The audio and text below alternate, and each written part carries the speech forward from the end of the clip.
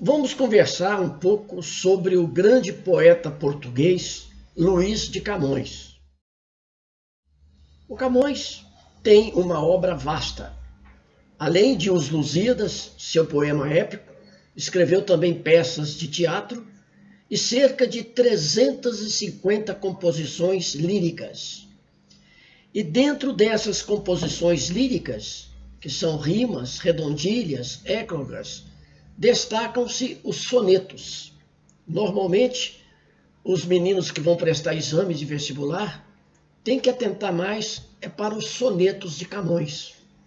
E realmente, foi nesse gênero poético que Camões se notabilizou como o maior sonetista de nossa língua, tendo influenciado centenas de poetas ao longo de nossa literatura. O soneto, como se sabe, é uma composição de origem italiana, que é caracterizada por ter 14 versos, 2 estrofes de 4 e 2 estrofes de 3. Os sonetos de Camões abordam principalmente a temática amorosa. Camões, como ele mesmo gostava de dizer, era um grande amador. Teve vários amores na corte e, inclusive, um dos casos mais famosos, ele se apaixonou por uma chinesa chamada Dinamene. Das famosas amantes de Camões, Dinamene se destaca, essa chinesa, e uma certa Caterina, ou Catarina, que ele no poema se transformou em Natércia. Ele fez um anagrama, inverteu as letras e criou essa palavra Natércia, que é, na verdade, a própria Catarina. Independentemente de falar de nomes de suas amadas, o que se realça é certamente a beleza das composições amorosas presentes nos sonetos de Camões. É preciso destacar que a composição poética de Camões tem grande influência de um poeta italiano chamado Petrarca. Eu não me esqueço uma vez, quando eu estava dando uma aula, em que um aluno me perguntou se Petrarca era uma das amantes de Camões. Petrarca não era mulher, Petrarca era um poeta italiano e que viveu ainda no período pré-renascentista, lá na Idade Média. Ora, Petrarca, por sua vez, era um poeta que tinha uma concepção platônica da mulher, ou seja, uma concepção idealizada, sublimada. O Camões também herdou de Petrarca essa abordagem muito platônica, muito divinal, muito espiritualizada da figura feminina, mas com uma pequena diferença. Como na vida real, Camões era um homem ardoroso, inclusive era um homem brigão, ele perdeu o olho direito dele numa das lutas, né? Esteve preso. Tem um poema dele até que ele fala das baixas prisões em que ele ficou um tempo atado. Então, no próprio temperamento de Camões, não era bem assim coerente, uma atitude apenas platônica. Por isso, em alguns poemas, a gente percebe também um certo ardor, né, que atesta a relação física que Camões tinha com as suas mulheres, e esse aspecto sensorial pode ser entrevisto em algumas das suas concepções.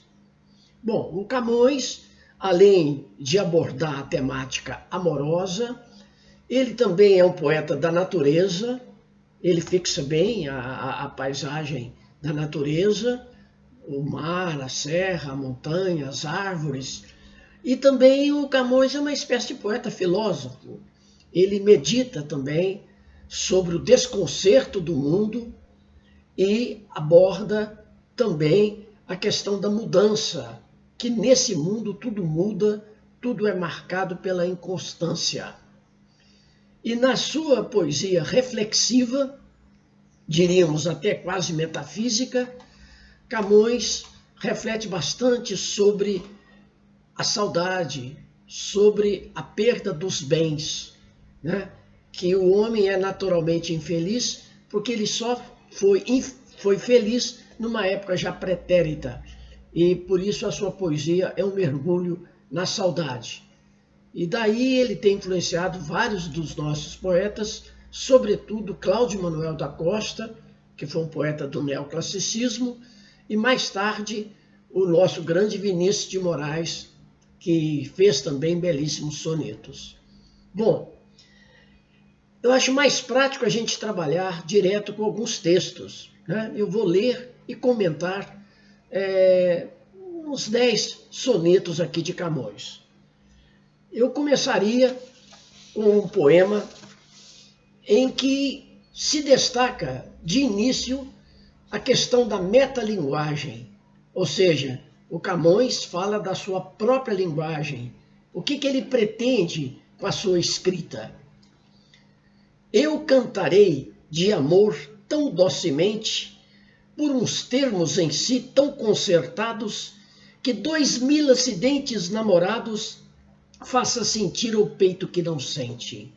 Farei que amor a todos avivente, pintando 1000 segredos delicados, brandas iras, suspiros magoados, temerosa ousadia e pena ausente. Também, senhora, do desprezo honesto, de vossa vista branda e rigorosa, contentar-me-ei dizendo a menor parte. Porém, para cantar de vosso gesto a composição alta e milagrosa, aqui falta saber, engenho e arte. Interessante que no verso final desse soneto, Camões usa expressões que ele também adotou no seu famoso Os Lusíadas. Cantando espalharei por toda parte, se a tanto tiver engenho e arte, né? Ora, nesse poema aqui, o Camões fala da beleza da mulher, do rosto da mulher, e a palavra rosto aqui é substituída pelo gesto. Gesto aqui está no sentido de rosto. Interessante que ele é bastante modesto, porque ele acha que ele não tem conhecimento suficiente, inspiração suficiente para cantar a beleza da mulher, mas ele o faz, e usando algumas hipérboles, alguns exageros, quando ele fala 2000 acidentes, quando ele fala 1000 segredos delicados, né? E então essa é a primeira composição aqui do Camões que eu quero destacar, a presença da metalinguagem, da modéstia, e apesar de ser modesto, ele faz as suas hipérboles. Um outro soneto, também a gente percebe a temática amorosa, o uso da metalinguagem, né? E um estado assim de incerteza que caracteriza a pessoa que está apaixonada. É preciso destacar que o Camões antecipou o intimismo romântico. Apesar de os manuais de literatura estabelecerem uma forte oposição entre o clássico e o romântico, o Camões foi um poeta clássico, um poeta renascentista, mas ele não desprezou muito a questão intimista, a questão individualista, por isso que já há prenúncios de romantismo na sua composição. Busque amor, novas artes, novo engenho para matar-me e novas esquivanças, que não pode tirar-me as esperanças, que mal me tirará o que eu não tenho. Olhai, de que de esperanças me mantenho, vede que perigosas seguranças, que não temo contrastes nem mudanças, andando em bravo mar, perdido o lenho. Mas conquanto não pode haver desgosto, onde esperança falta, lá me esconde amor o mal, que mata e não se vê. Que dias há que na alma me tem posto um não sei quê, que nasce não sei onde, vem não sei como e dói não sei porquê. Então eu acho curioso nessa composição de Camões, porque a gente destaca aqui dois movimentos. Um movimento mais rebuscado, que até é uma antecipação maneirista, barroca, e no final do poema mais uma simplicidade, né? Assim como há uma tensão entre a espiritualidade e a questão carnal, a gente nota também em algumas composições de Camões essa tensão entre o rebuscamento, a questão complexa e a simplicidade. Outra coisa que a gente deve salientar na poesia de Camões, que vai ser depois uma característica do barroco, que é a profusão de antíteses e de paradoxos. Apesar do classicismo ser marcado por ser um estilo apolíneo, valorizando mais a razão do que a emoção, o Camões, na sua temática amorosa, escorrega nos paradoxos, nas contradições de ideias ou nas antíteses, nas contradições de palavras. Um dos poemas mais famosos de Camões, repleto de paradoxos, é o que diz o seguinte: amor é fogo que arde sem se ver, é ferida que dói e não se sente, é um contentamento descontente, é dor que desatina sem doer, é um não querer mais que bem querer, é um andar solitário entre a gente, é nunca contentar-se de contente, é um cuidar que se ganha em se perder, é querer estar preso por vontade, é servir a quem vence, o vencedor, é ter com quem nos mata lealdade. Mas como causar pode o seu favor nos corações humanos amizade, se tão contrário assim é o mesmo amor? É incompatível a amizade com o amor, né? E o próprio amor é um sentimento em si tão confuso, tão complexo, que para defini-lo, para conceituá-lo, é preciso cair em paradoxos.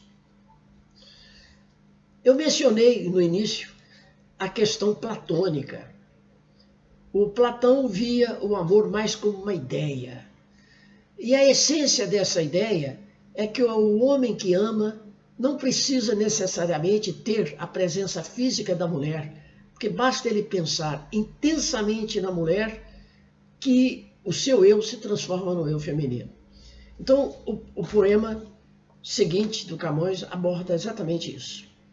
Transforma-se o amador na coisa amada, por virtude de muito imaginar. Não tenho logo mais que desejar, pois em mim eu tenho a parte desejada. Se nela está a minha alma transformada, que mais deseja o corpo de alcançar? Em si somente pode descansar, pois consigo tal alma está ligada. Mas essa linda e pura semideia, que como acidente em seu sujeito, assim como a minha alma se conforma, está no pensamento como a ideia, e o vivo e puro amor de que sou feito, como matéria simples, busca a forma. Então aqui a tensão se verifica entre a ideia e a forma, a matéria e o espírito. Por isso que os críticos costumam dizer que nessas composições, o Camões, ao mesmo tempo que ele pega a mão de Platão, há também o dedo de Aristóteles, que foi o filósofo da matéria, foi o filósofo da forma. O soneto talvez mais conhecido de Camões é um que se inspira na Bíblia. Ele vai inspirar-se lá no episódio do Gênesis, do Antigo Testamento, a história do Jacó, que se apaixonou pela Raquel e trabalhou 7 anos, né, para ter a mão dessa mulher. Mas o Labão, o pai de Raquel, segundo o costume da época, fez com que ele se casasse com a irmã mais velha, que era Lia.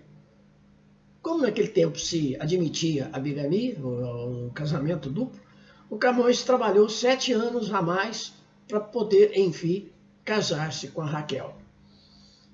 O Camões, então, transforma esses versículos bíblicos num dos mais belos sonetos da língua portuguesa. 7 anos de pastor, Jacó servia Labão, pai de Raquel, serrana bela, mas não servia o pai, servia ela, e a ela só por prêmio pretendia.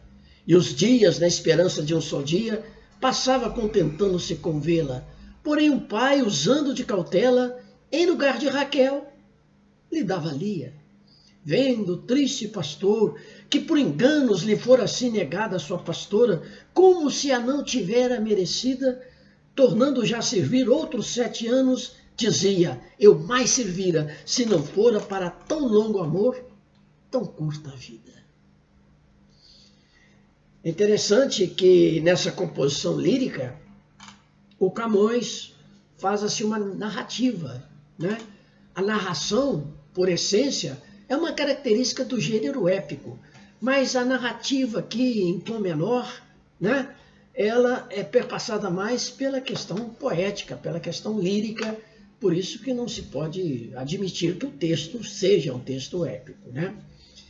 E apesar do classicismo ser um estilo que retoma a tradição clássica da antiguidade greco-latina, que valoriza a mitologia, em Camões há também a presença do cristianismo, a presença da religiosidade, não de forma dramática, intensa, como vai acontecer com os poetas do período barroco, mas não há a exclusão da religiosidade ou da Bíblia, né, nesse grande poeta quinhentista que foi o Camões. A natureza também aparece, né, em sua atmosfera bucólica, já prenunciando aspectos que serão bem evidentes no neoclassicismo ou aqui no Brasil no arcadismo. Olha que beleza esse soneto de Camões. A formosura dessa fresca serra e a sombra dos verdes castanheiros, o manso caminhar desses ribeiros, donde toda tristeza se desterra, o rouco som do mar, a estranha terra, o esconder do sol pelos outeiros, o recolher dos gados derradeiros, das nuvens pelo ar, a branda guerra, enfim, tudo o que a rara natureza com tanta variedade nos oferece, me está, se não te vejo, magoando. Sem ti tudo me enoja, me aborrece, sem ti perpetuamente estou passando, nas maiores alegrias, maior tristeza. Ou seja, no primeiro momento do poema, é só a valorização bucólica da beleza da natureza, mas quando chega nos tercetos, o poeta fala da amada e da ausência da amada, a pena ausente, como ele diz lá no primeiro soneto que eu li, né? Lembra aquela composição do Roberto Carlos? De que vale tudo isso se você não está aqui? É mais ou menos isso que o Camões diz, mas com palavras bem mais trabalhadas, né?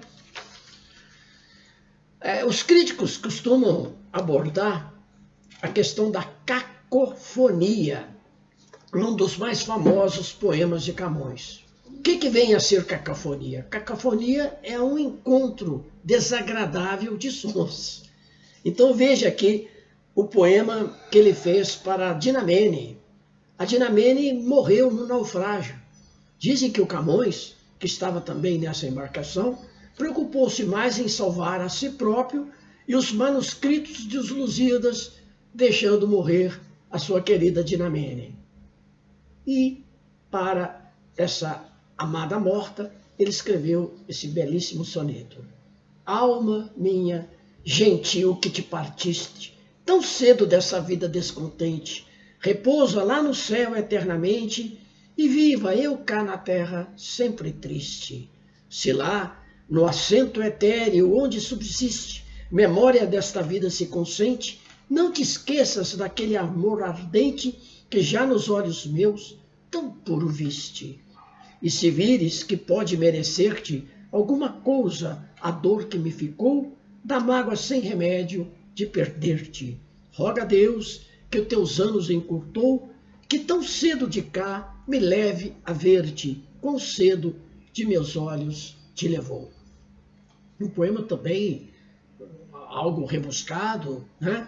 Em que o Camões mostra, por um lado, a questão religiosa, espiritual.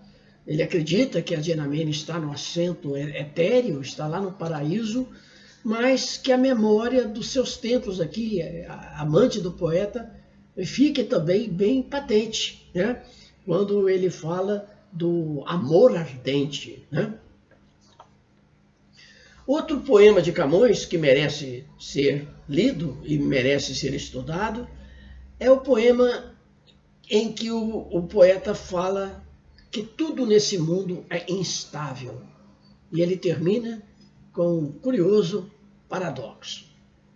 Mudam-se os tempos, mudam-se as vontades, muda-se o ser, muda-se a confiança, todo mundo é composto de mudança, tomando sempre novas qualidades. Continuamente vemos novidades diferentes em tudo da esperança. Do mal ficam as mágoas da lembrança, e do bem, se algum houve, as saudades. O tempo cobre o chão de verde manto, que já coberto foi de neve fria, e enfim converte em choro o doce canto. E afora esse mudar-se de cada dia, outra mudança faz de maior espanto, que não se muda já como soía. Soía, ou seja, que costumava. Ou seja, quando cessa de haver uma mudança, aí é que há uma mudança maior. Esse é o paradoxo do final da composição. E o penúltimo texto que a gente vai ler é um poema que poderia também ser assinado por qualquer escritor do período barroco, porque é um poema todo estruturado na base das antíteses e dos paradoxos, e que mostra o poeta todo incerto, e a razão é por causa da mulher.